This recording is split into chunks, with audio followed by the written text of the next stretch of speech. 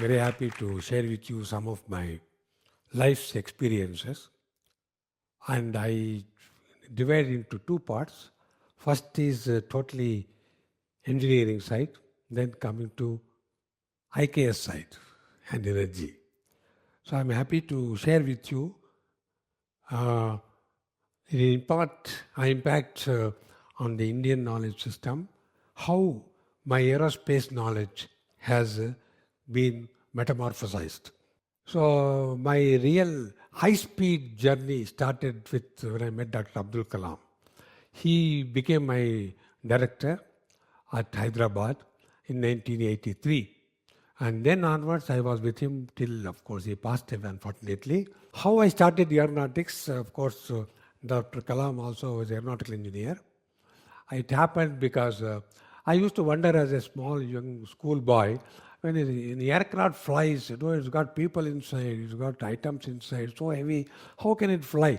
See, that used to be a question as a young boy. I used to worry, talk to, of course, there are not many people who can explain, but I used to wonder how it flies.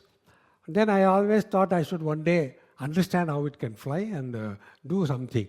So that's how I got interested in flying objects. Then I got into my master's in ISC Bangalore, where I did my aeronautics, aerospace, rockets, missiles. So there I got to understand really how aeronautics, aerospace is such a multidisciplinary system. It's got chemistry, it's got physics, it's got mechanical engineering, robotics. It's got so many things inside to make it happen. So I used to see the impact of multiple disciplines, multiple domains, multiple knowledge, all converging towards realizing a space system. It may be a rocket, it may be a helicopter, it may be aircraft, it may be passenger aircraft, it may be a missile. So this is what I used to appreciate. Then I heard one more thing is, as far as the missile is concerned, it's very unique for the missile when compared to all other flying objects, is a single shot items. So it is missile because it goes and gets lost in the war or battlefield. There are many things, many mechanisms inside the missile which will be used only once. So they are called single shot device. The whole success of the missile becomes visible only when every single shot device perfectly operates to the specification. Dr. Kalam was my boss or whatever you call it, and he moved to Delhi as a secretary. Then he became, of course, president. I was given the responsibility of all the portfolio he was handling. That is Akash missile, then BrahMos missile, Agni missile, submarine launch missile, surface to air missile, anti-tank missile, all he handed over to me, that all the complete portfolio of missiles you take over. So that gave me a big challenge because I was relatively young, and though I had read about the rockets and missiles, how to make it happen and in time for the user, because our army and air force are tough customers. They cannot accept it unless they are completely satisfied. So I have to develop it to such an extent that it works in the battlefield first time and it works every time. And all the single shot devices should work. And that was the big challenge. And we had a radar to guide the missile. The missile has propulsion, missile has a warhead, missile has robotics, has a control, and a lot of software involved. Guidance software. So I was made to learn so many things about happening these challenges. In addition to it, we have to handle thousands of people working for the project, and all should work in such a system that the missile with a single system of systems will be successfully destroying the target in the real time within seconds. That was a big challenge. So I had to work for almost 15 years before the Army and Air Force told, yes, this Akash, this BrahMos is okay, we are ready to place order. This is what happened after about nearly 15 years. Now what happened, I took almost, take 20 years for me to work with the missile systems. Dr. Abdul Kalam was in the Delhi as a president. So one day he called me and said, Prahlada, I want to tell you one thing. Sir, tell me what is that I can do. So he said, see, you have done a lot of things for rockets, missiles, torpedoes, guns, radars, tanks, everything. Do something good for the society. Because all are destructive things. Do something for society. What can I do? He said, he introduced me to Deputy Director of Atomic Energy Department. He said, meet Dr. Srinivasan. He wants you to do work on energy, future. Because India will face the biggest challenge for next century is how do you get energy for the India's growth, maintaining the population, growth of technology, growth of economy, basically controlled by the availability of adequate energy available to all the places, the whole country. So energy is a big challenge. So I took the responsibility working on energy so that we should get a safe energy, sustained energy, affordable energy, and also it should be portable, from place to place you can use it. And it should be made in India. We cannot depend on energy from any other source forever. Right now, our energy, 70 to 80% of raw material required for energy is from outside. It is not made. Neither the nuclear material nor the fossil material, we have enough stock. So we are depending. How to get out of it? That was a big challenge. Can we generate energy within India, without depending any foreign source? This was the challenge I was working. And energy also introduced me to what is known as Indian philosophy. See, we believe in cosmic energy, we believe in bioenergy, we believe in nuclear energy, because in our IKS, Indian knowledge system, there is talk about nuclear, atomic energy, how energy will be all available or prevailing. So how do we handle such a energy? But then it's not available. They say whole universe is full of energy, how to capture it? And then even the atomic level, subatomic level, there is always energy embedded in it. How to get it? So that is the nuclear atomic energy. So we are looking at energy in a big picture. That how do we handle energy for the country, and our energy requirement is continuously going up. Because every discipline we talk demands energy, from education up to infrastructure. Everything requires energy. How do you handle such a big challenge? So I was forced to think like that. And what we came across is, if you want to do it, the highest probability of meeting success is through atomic energy. That is, how atomic energy, as you are aware, the sun is generating energy for millions of years. Millions of years. And it is also sustained energy. Millions of years. What is the secret? Even today, people are trying to understand how sun is generating energy for millions of years. Where is the source? How is it replenished? It's not extinguishing over millions of years. So that triggered all of us to think how to handle nuclear energy. Nuclear energy, as many of you are aware, it is based on fission and fusion. Fission means you take a heavy atom of maybe uranium, split it, you get extra heat. So energy is always, the first form of energy is heat. So fission gives heat. Or fusion, you take hydrogen atoms, which is supposed to be on the surface of the sun, fuse them together, generate helium, again you get heat. So you have to generate heat. So how to generate heat? Either fission or fusion. For this also we have problem as a country. We don't have mineral, that is uranium we doesn't have. So how do we handle? So even if you want to depend on nuclear energy. Now there is a lot of research going on using thorium. Fortunately we have sufficient thorium. So can we use thorium? Otherwise, can we have something simpler? See, even thorium is nuclear based. There is a nuclear waste coming out. How do you handle?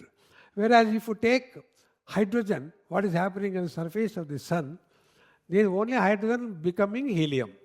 So if you can make it happen on the earth, make hydrogen become helium, then you have a heat coming out, and like what is happening in the sun, you can sustain the heat and energy for decades, for not only years but decades. In that case, you have a solution. But how to make it happen? That is naturally, nature is given you heat. How to do it? With us using science and technology. So for that, I had to now read about biomaterials, I have to do physics, then I have to do material science, then how to generate heat, generate electricity, how to sustain it, and how do you start it, how do you close it, how do you stop it. All that was supposed to be done understanding hydrogen. Fortunately, we have enough hydrogen because water contains hydrogen. So raw material is not an issue. But the mechanism, the process is the big challenge. So we are supposed to study a lot of it, and we are successful in getting the heat coming out. We have done it. After about 8 years, we are able to successfully show it. And there, the Vedic knowledge, that is the Indian knowledge system, helped us to understand the physics of energy, which is coming from subatomic level. Proton, neutron, positron, can we excite them, get energy, then sustain it, then harness it, then use it, then continue to generate. This is the cycle we took, and we have taken a lot of inputs from I have studied a lot of our old scriptures to understand.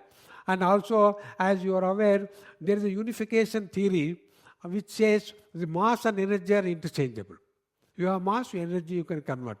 Similarly, the energy that can be generated in the biosystems, animals and human beings, energy, heat generates, you can harness it. And at subatomic level, when energy comes from burning a fuel, or energy comes from organic mechanisms or biomechanisms, all use same atoms. Atoms, positron, neutron, electron. That means there should be a unification of procedure and process. If you can understand, we can generate energy perpetually. This is the concept with which you are working. And of course, we use enough mathematics there, so physics is there. And energy, believe that energy is pervading and infinite. It should be intelligently harnessed. Then it will be available throughout for century. It can be there without any problem. So this is our conviction. And AIKS is one which is the foundation on which we are building. And my experience with guided missiles, with all the mechanical, electrical, electronics, mathematics, quantum science, will make sure that our knowledge of the subatomic level energy and the education that has given me the engineering and science can be integrate together and continue to generate energy forever. This is the challenge we are working. We are still working on it. About 10 scientists, we are working together. But I want to also send one message to all the people here as well as the government of India. That is, we have to understand, we know science, our scriptures are there, is got data. But how do we harness it completely and fully? So I have gone to a number of libraries, old and new libraries. They have enough literature available. And this vast scientific knowledge base is spread all over the country. So it is all in mutts, it is all in temples, it is all in old villages. It is there. But manuscripts are there. I cover astronomy, mathematics, medicine, chemistry, architecture, everything is there. And we also have got some text, Aryabhata made, Sushrutas write-ups, Charaka, we have it too. Now, can we use this knowledge and revive so that our life, future will be comfortable? This is the whole concept. But how do you get all the manuscripts? See, we are, for example, I told you I am working on Vaimanika Shastra, where there is a scripture, our scripture, which is maybe several thousand years old, which says man was flying, Rama was flying, Mahabharata had using missiles. That means aeronautics was known to Indian community thousands of years ago. If that is so, can we understand?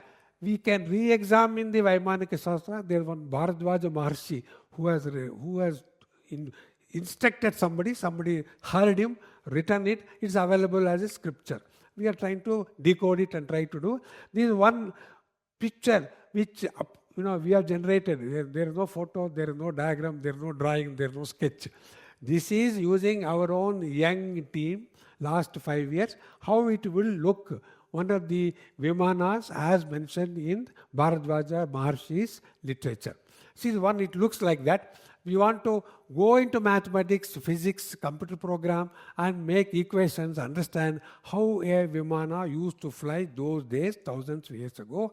It used to not only go interstellar travels, it can go country to country, and also it can travel with people inside. It can do, even they are explained the war between two types of aircraft. Even that has been mentioned in the literature. So what our proposal today is, shall we have a national mission to integrate Indian knowledge system? Available in the country, all over the country, there are thousands of literature available. Somebody has to go, bring them together, integrate together, understand together, classify together, then do it.